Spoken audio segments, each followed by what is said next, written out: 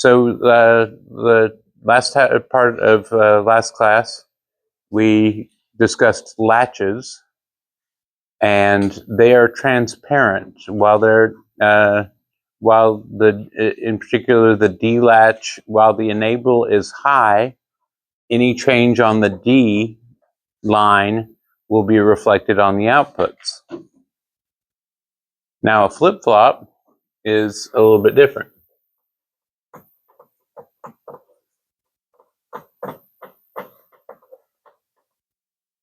They take a snapshot of the inputs at a particular instant in time.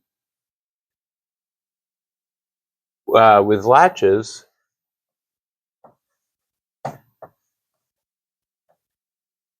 if the clock is like this, going like this, the enable is it is transparent for this period in time.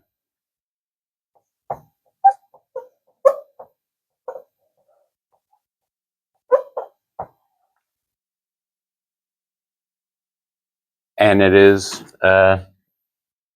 latched here.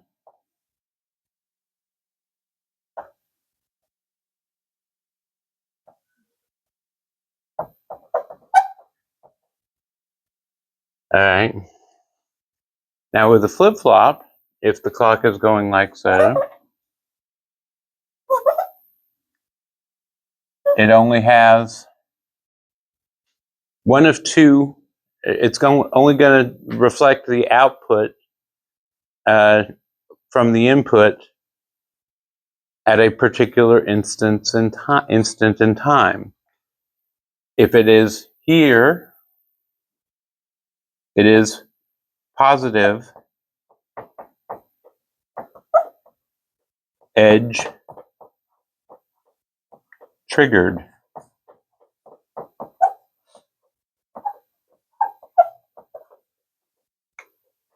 If it is here, it is negative edge triggered.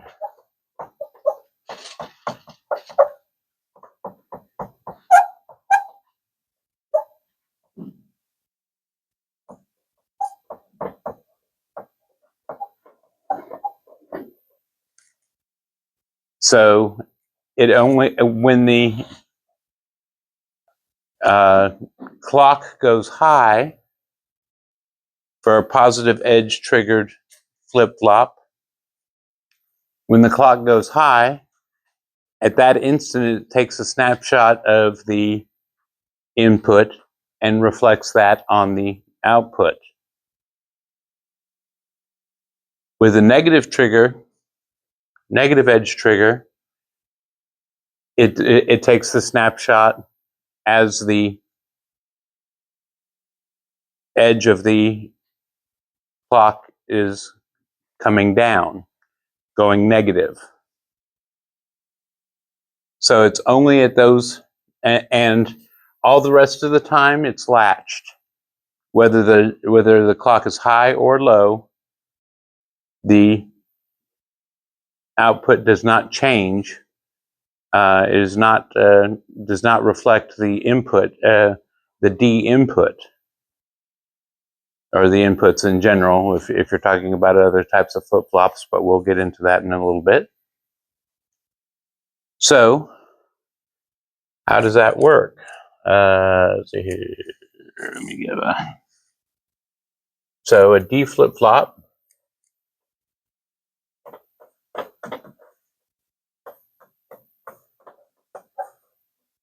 is for the negative trigger.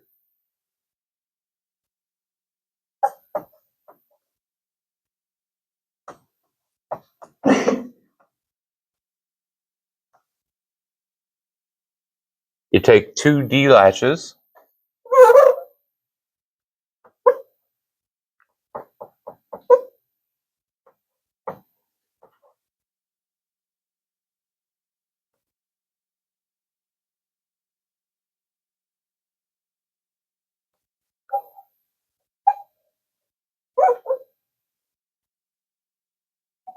and link them together.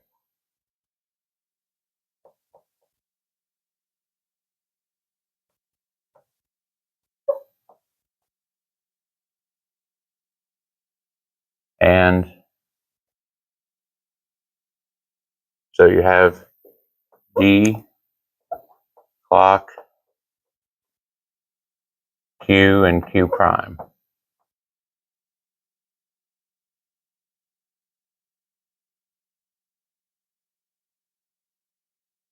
So as if the clock is low, this one is latched on the previous value of D, and the secondary, this is the primary, and this is the secondary, latches. And this one is transparent, so when the clock is low, and what was latched on this one is transparently transferred to the output. When the clock is high, when the clock goes high, it latches, it makes this transparent, but this becomes latch of what was previously there, because this enable goes low because of the inverter. So as it goes high, it doesn't change. And when it goes, as the clock stays high, this remains latched, and this one remains transparent, but the latching here makes it so the output doesn't change.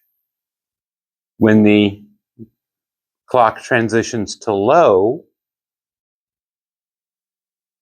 this latches the output, or latches the input, and this becomes transparent again, and then the output from the primary latch is transparently transferred to the output through the secondary latch. So the state diagram for something like this, you have D, clock, Q, Q prime. Doesn't matter on that, and that's low, unchanged.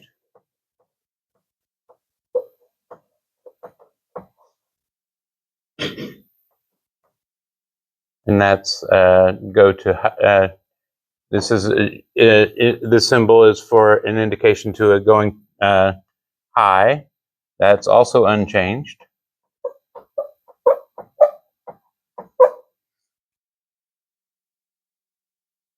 Doesn't matter here.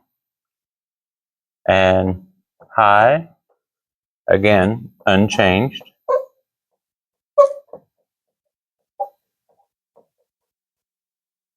And then 0, 1 on the lower, on the negative edge,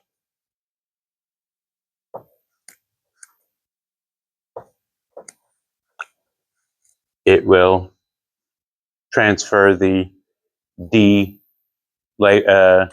input to the output, and its complement to Q prime. So a few more symbols to learn for the state tables for the flip-flop, the edge trigger,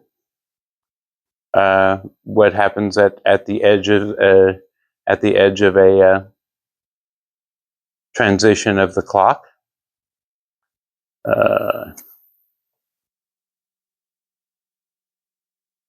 Give you a chance to jot that down. Now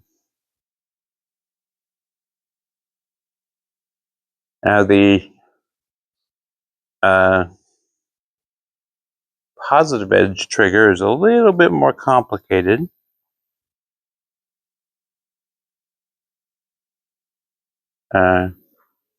So let folks get these notes down.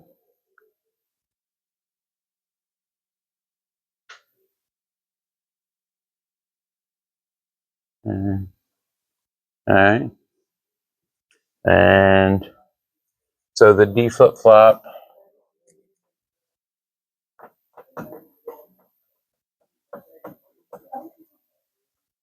positive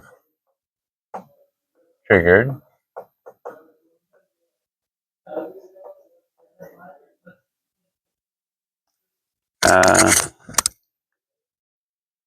I'm going to go from the book to make sure I don't get it wrong here.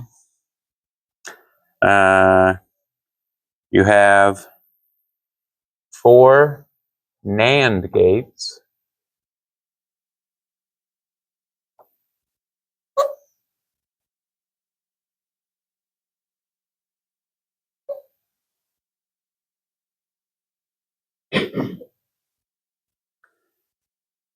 D comes into this one. And let me give some. This is cross-coupled with this one.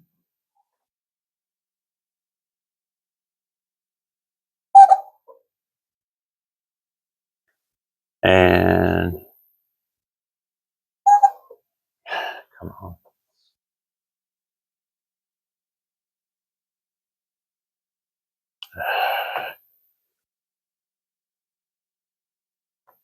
Let me get this right here. This is the clock.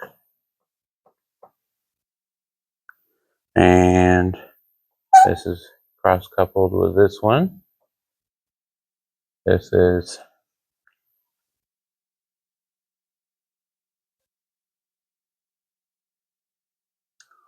and this is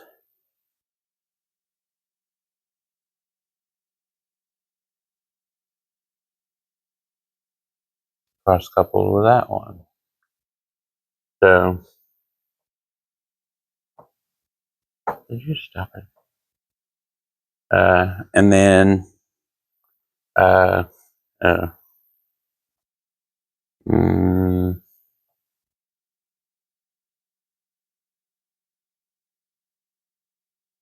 these go to These go to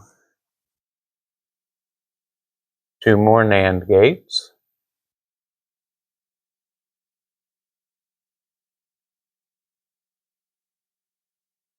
That are cross-coupled.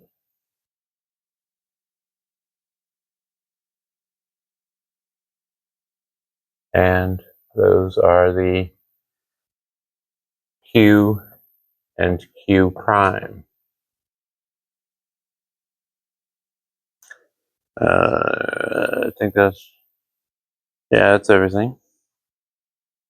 Yeah, so 3 pairs of cross-coupled NAND gates are used to make the positive edge triggered D flip-flop. The state table for that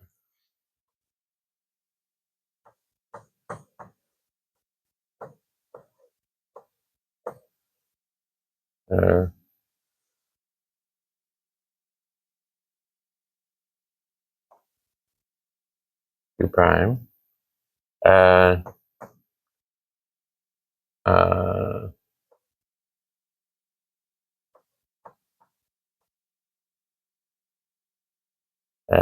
Doesn't matter here.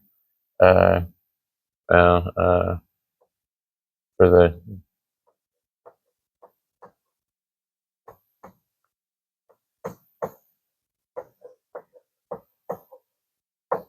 0, 1 for the positive edge, 0, 1, 1, 0,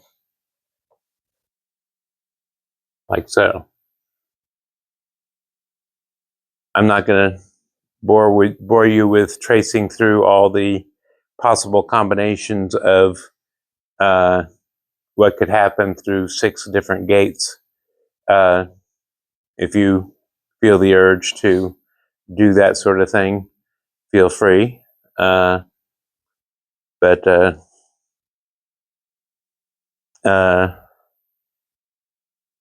take the book's word for it that this does actually work.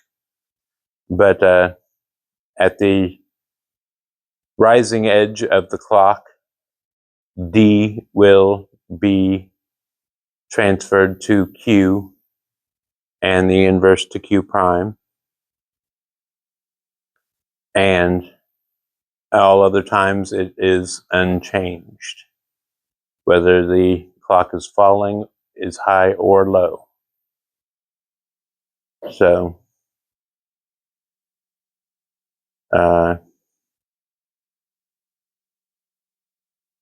probably the most advanced circuit that I'm going to show you for this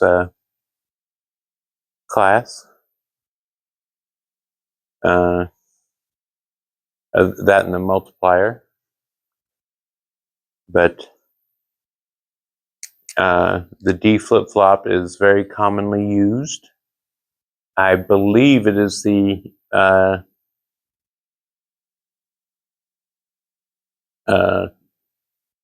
type of circuit that is used in what's called the static RAM. The static RAM is what is used in microcontrollers. For those of you that are going to get into microcontrollers in computer and electrical engineering, the RAM is set up to be like this, and it will remember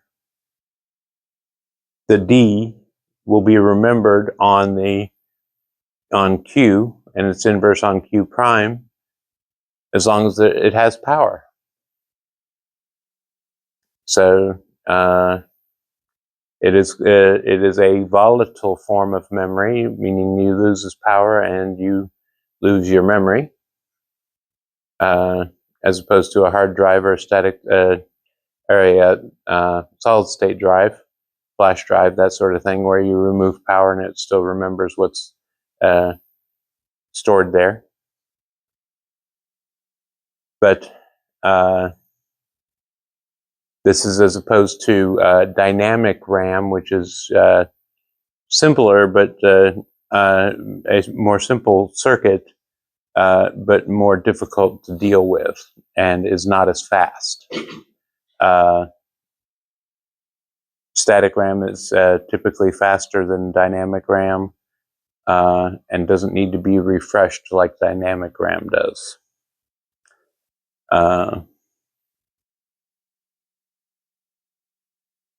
But the uses of the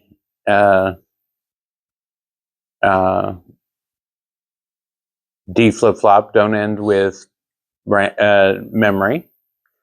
It has other uses as well.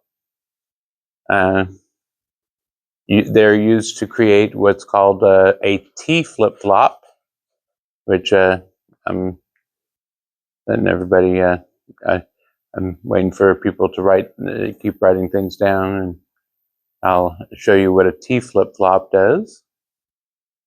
There's a couple of different ways a T flip-flop can be implemented. Let's see here.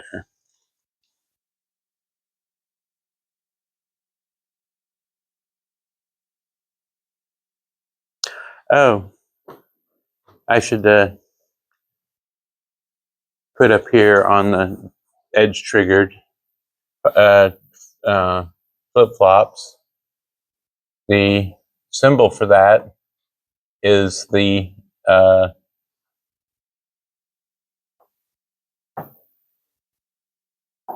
the symbol for the clock is a triangle.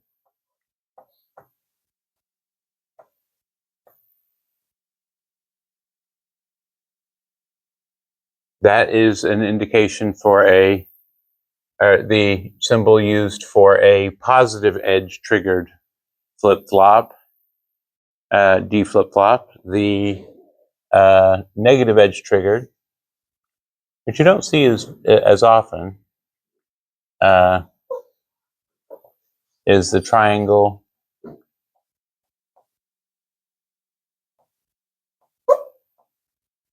and a bubble indicate the negative. So this is the negative edge trigger.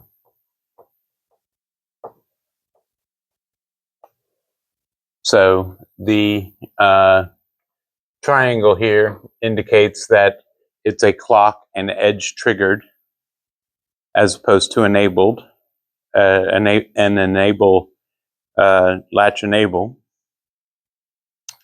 And the bubble here indicates that it's would indicate that it's a negative edge triggered flip-flop. So you'll see those symbols quite frequently.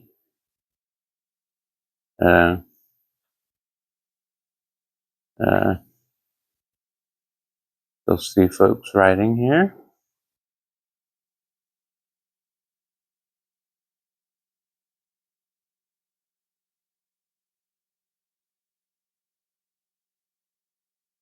All right. All right.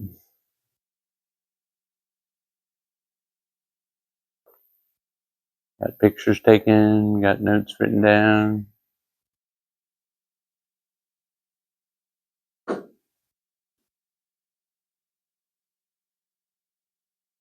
All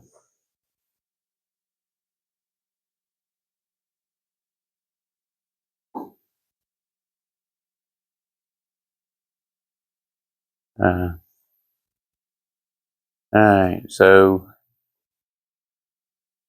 for the T flip-flop,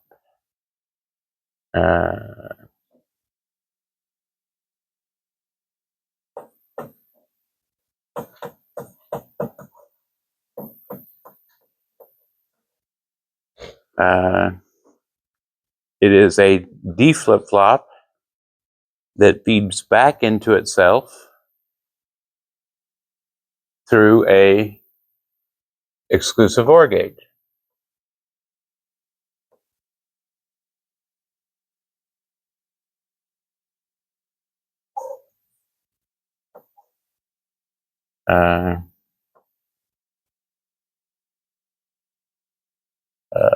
Let's see here.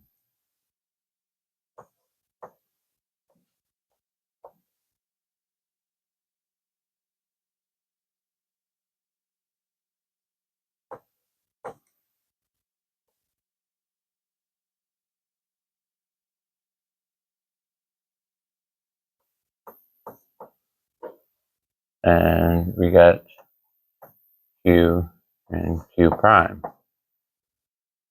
Now what a T flip-flop does is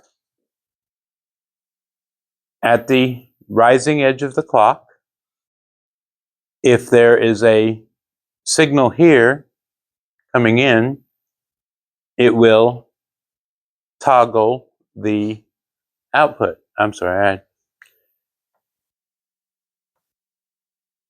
put a bar there when I shouldn't have. So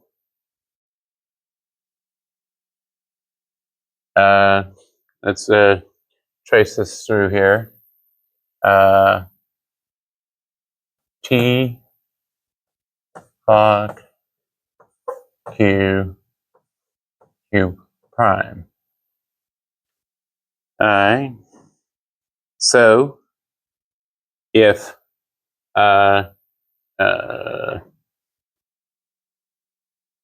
when T, when this is 0, and T comes in with a 1, and a rising edge,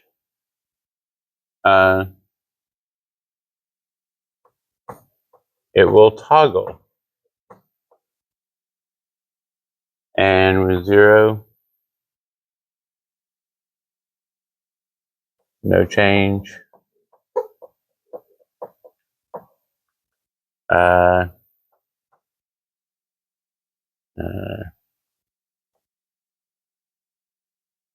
No change.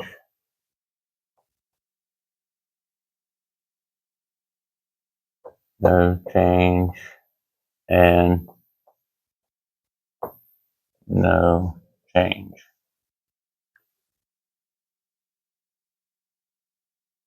So if the output is 0, it feeds back a 0 into the exclusive OR gate, and at the next clock cycle, when the clock edge rises, and there's a 1 here, exclusive OR 1 and 0 is going to be 1, and it'll transfer a 1 out to here.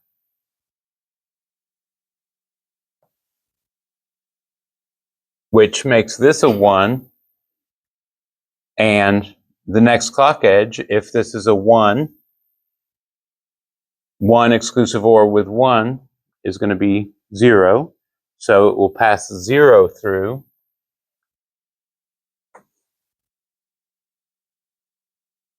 inverting it. So each pulse of the clock with a 1 on the T will cause the output to invert, regardless of what it was before.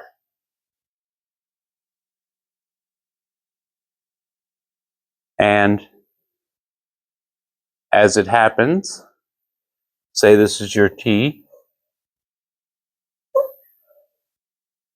over time,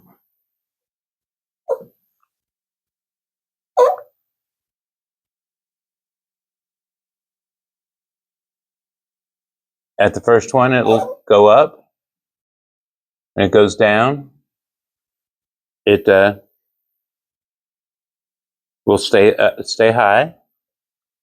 The next T, positive T to come through, it'll cause it to go low, and it'll stay low until the next T positive comes up.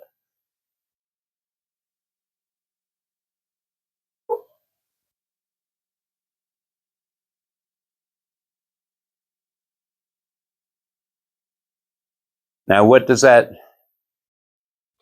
indicate?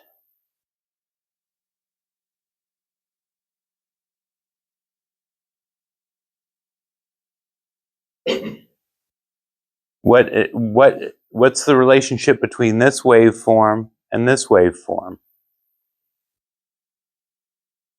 Anybody see the relationship?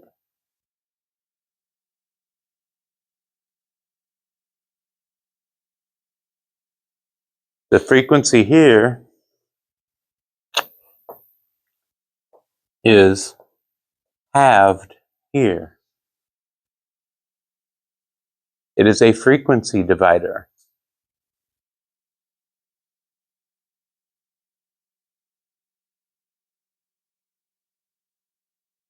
So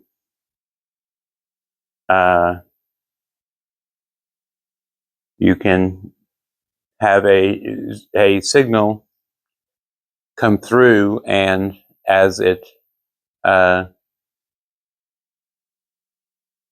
frequency of it of the signal coming through will be divided by 2.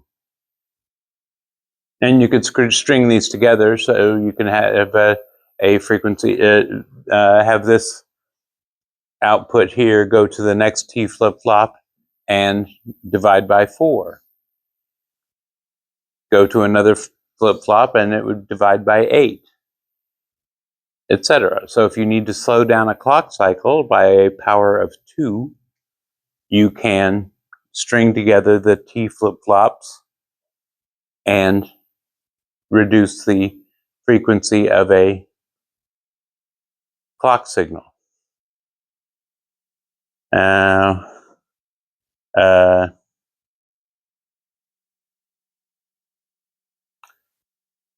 The symbol for a T flip-flop is very similar to a D flip-flop. I'll just kind of sneak it in up here. T, Q prime, Q, like so.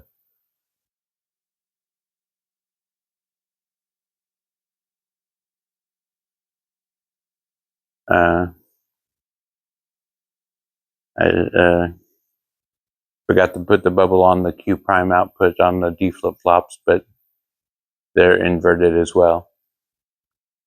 The Q prime outputs. But yeah, the T flip-flop is a handy little thing for generating creating frequency dividers. So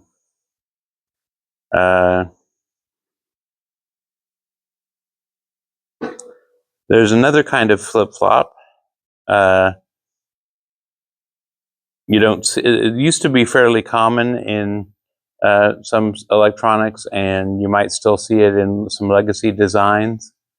But it's called a JK flip-flop. And let's see here.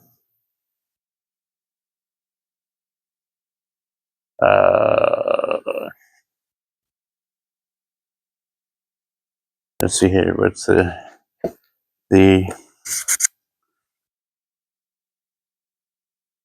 sometimes I don't cover the JK flip-flop because it's just not used very much anymore. The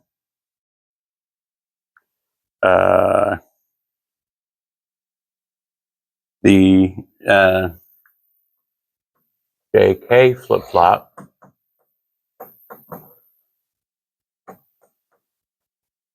I won't bore you with how you create one from a D flip-flop, but I'll give you this symbol and state table here.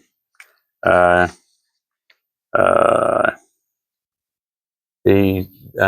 symbol is, it has three inputs, J, clock, K.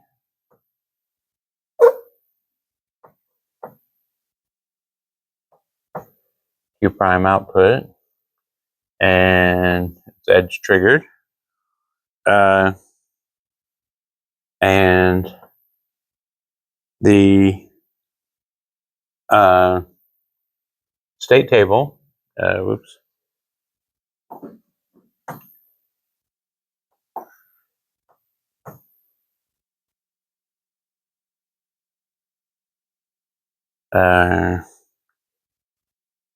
Q prime.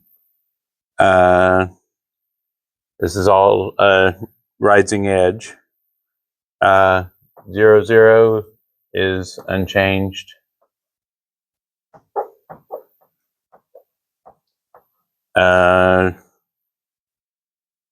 0, 1, 1, 0, and 1, 1 are reset, or 0, 1,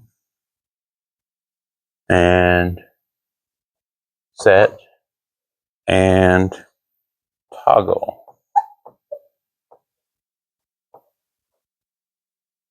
or complement. So to make a toggle flip-flop with a JK flip-flop, you would just do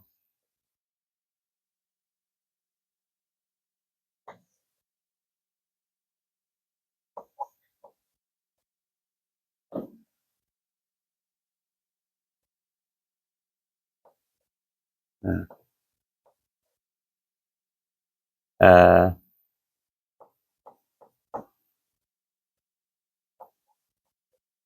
like that to make it a JK flip-flop, a toggle flip-flop.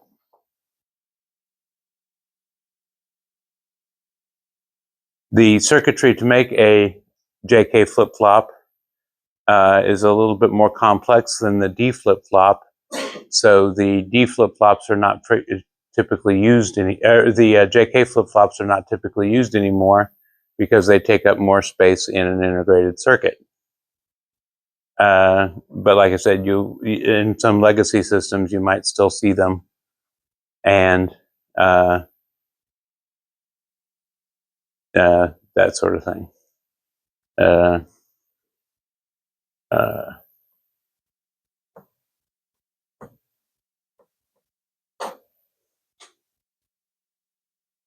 But we will